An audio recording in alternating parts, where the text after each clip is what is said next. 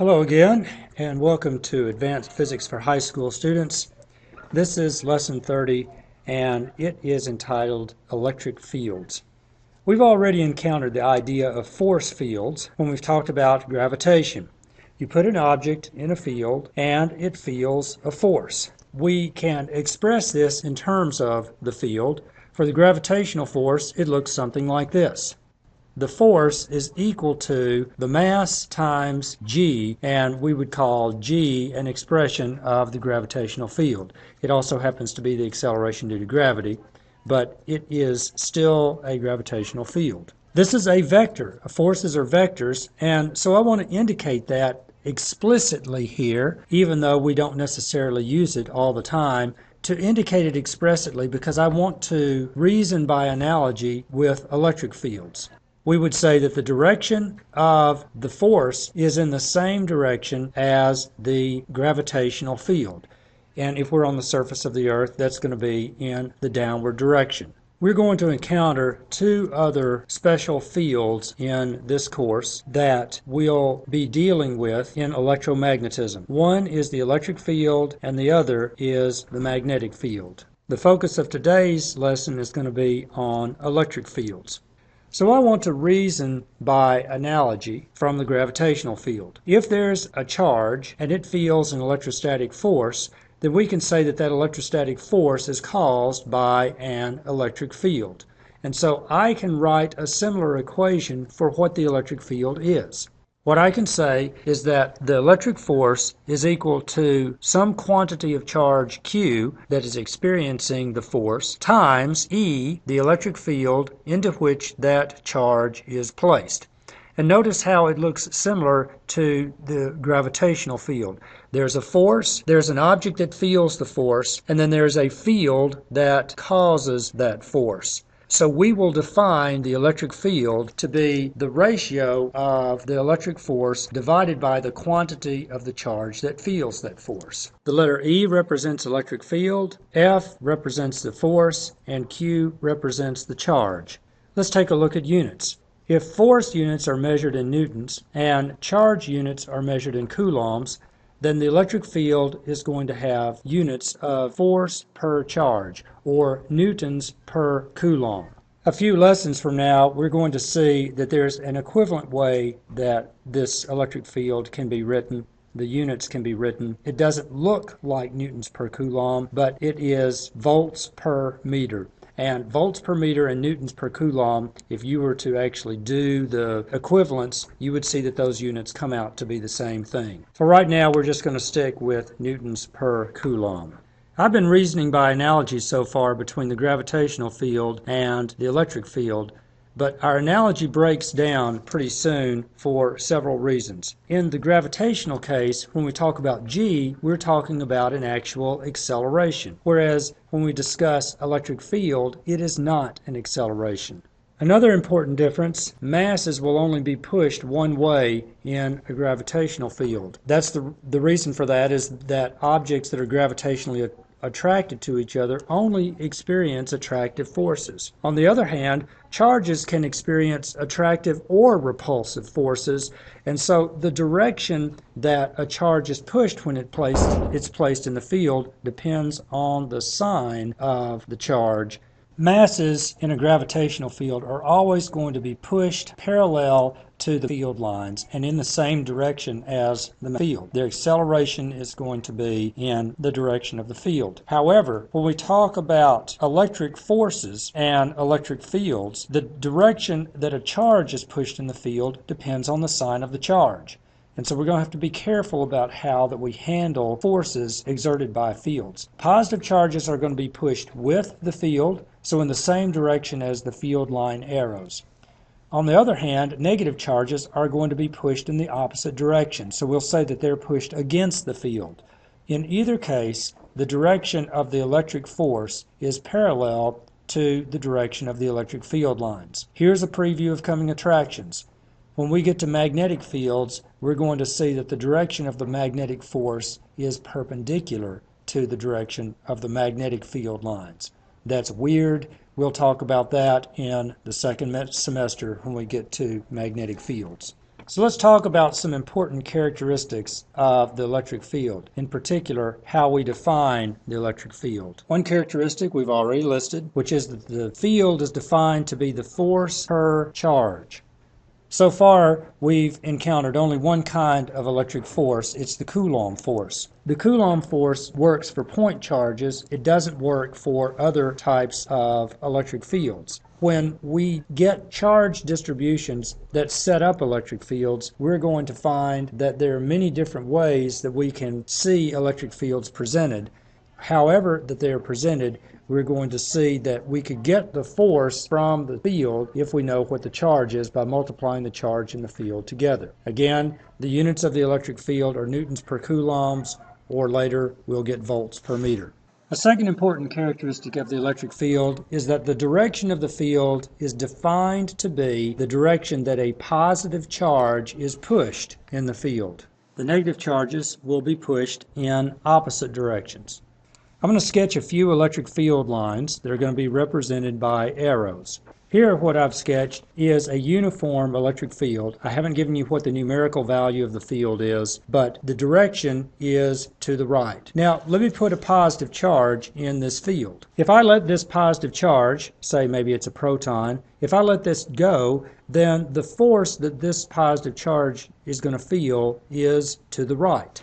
On the other hand, if I put a negative charge in this field, say an electron, and let it go, the electron is going to feel a force due to the field in the opposite direction. It's going to be pushed to the left. So if I want to figure out which way that the electric force pushes on a charge, then I look at the direction of the field lines, I look at the sign of the charge, and then I use the convention that positive charges are pushed with the field and negative charges are pushed against the field.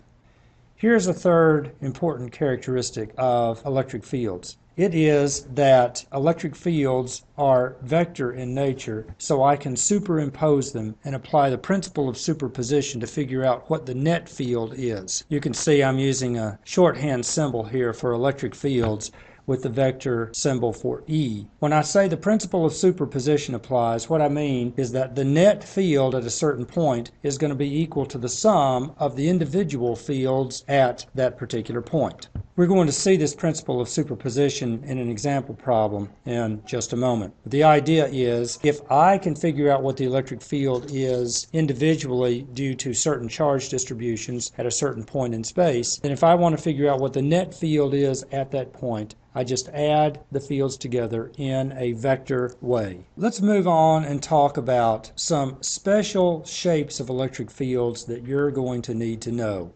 You'll need to be able to recognize these maps. You can think of electric field maps as things that tell you something about the force field.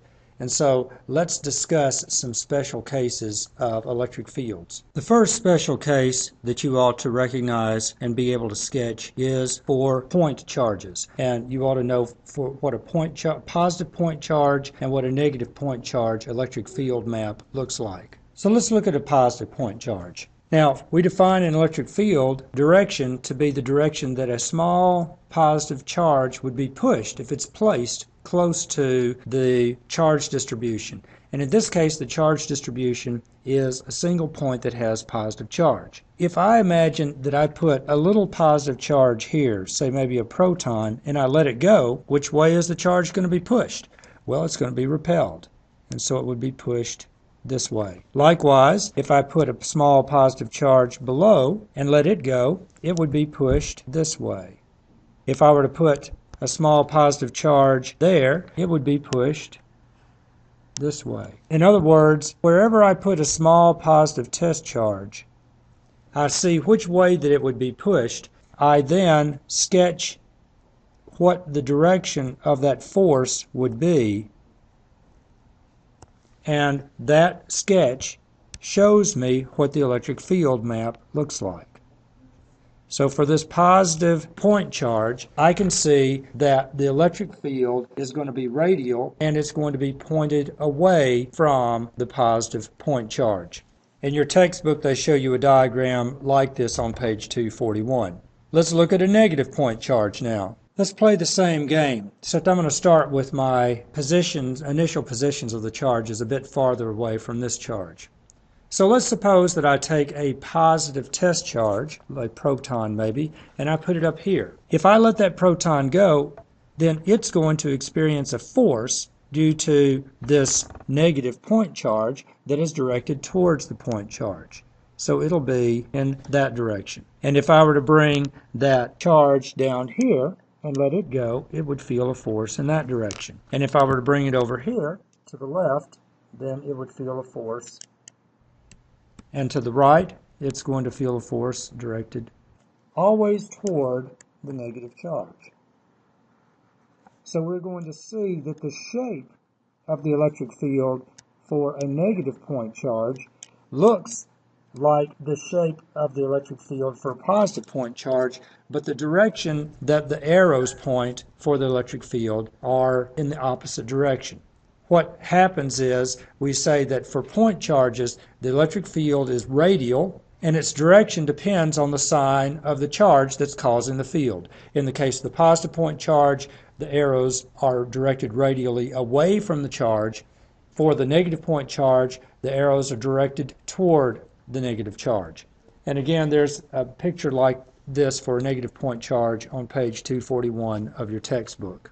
The next special case of electric field maps that you ought to know about has to do with pairs of point charges. There are three that you should know, and two of them are sketched on page 241 of your textbook. You have positive, positive, negative, negative, and positive, negative. There's a simulation that I have that I can show you that actually shows these electric field maps, and I'm going to go over to this simulation. This is a simulation that you can see on Blackboard, and you can do it for yourself. So what I want to do is to show a single positive charge. This is called an electric field applet. It allows you to look at electric fields of various charge distributions. So a single point charge, positive point charge, would look like that. If I clear that, I can make a single negative point charge, which looks like that. And they're not showing the directions of the arrows, but the color shows the signs of the charge. So let me reset that. Let me make a pair of negative point charges. So here's a point charge, and then beside it here, I'm going to make another point charge. And what I want you to see is the pattern of the electric field lines, especially in the region in between the charges. What I want you to see is that there's going to be a plane along here where the electric field lines basically do not cross each other, and along this plane there's going to be zero electric field if you were to find what the vector sum of those electric fields are. A positive and a positive will have a similar sort of look. So here's a positive charge, and then here's another positive charge. Now let me make a positive charge and a negative charge. So here's a positive charge, and now I'm going to make the charge negative over here. And you see a very different field shape. In other words, the lines of force start at the positive charge, they end at the negative charge, and they close on themselves. That's the characteristic that I want you to see about oppositely charged objects, that the electric field lines actually close on themselves. So just to remind ourselves, negative and negative, those lines do not cross each other. They basically block each other out in the middle. Positive and positive would be the same way. So there's a positive and a positive, and then finally a positive and a negative. And that's what the electric field looks like for those. Let me just quickly sketch those fields here. So that's a quick sketch of two positive charges nearby each other. Then the negatives. So that's a pair of negative charges. And now a positive and a negative. And just for kicks, I'm going to orient this differently than your textbook has it oriented. And you can see the electric field lines close on each other in the middle of the opposite charges. They do not cross each other or touch each other in the middle for the like charges. The direction of the arrows are away from the positive and toward the negative, showing that if I were to put some small positive test charge in there, they would follow along this line of electric force.